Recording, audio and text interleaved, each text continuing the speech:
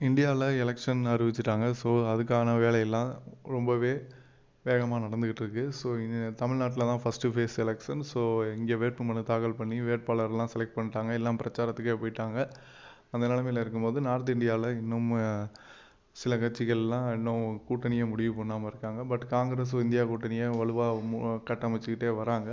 அதே சமயம் பிஜேபி கூட இருந்த கூட்டணி கட்சிகள் எல்லாம் அவங்கள விட்டு விலகி போய்கிட்டே இருக்காங்க.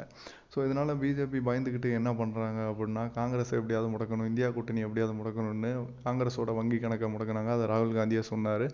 அதுக்கப்புறம் பார்த்திங்கன்னா கெஜ்ரிவாலை கைது பண்ணியிருக்காங்க. ஆனால் இப்போ அவருக்கு ஒரு ட்ரபுள் கொடுக்குற ஒரு விஷயமா அமெரிக்கா எலெக்ஷனை ஒழுங்காக நடத்துங்க, ஃபேராக நடத்துங்க அப்படின்னு ஒரு கண்டனத்தை சொல்லியிருக்காங்க. நாங்கள் எல்லாத்தையும் பார்த்துக்கிட்டு தான் இருக்கோம் இந்தியாவில் என்ன நடக்குதுன்னு. ஸோ ஒழுங்காக தேர்தலை நடத்துங்க அப்படிங்கிற மாதிரி மேலேருந்து அங்கே அமெரிக்காவிலேருந்து ஒரு தகவல் வந்திருக்கு. ஸோ அதனால் மோடி இனிமேவாவது எதிர்கட்சிகளை ஒன்றும் பண்ணாமல் நியாயமாக எலெக்ஷனை நடத்துவாரா அப்படின்னு வெயிட் பண்ணி தான் பார்க்கணும். பார்ப்போம் இந்த எலெக்ஷனில் யார் ஜெயிக்கிறான்னு, காங்கிரஸா இல்லை பிஜேபியான்னு. Subscribe to the channel.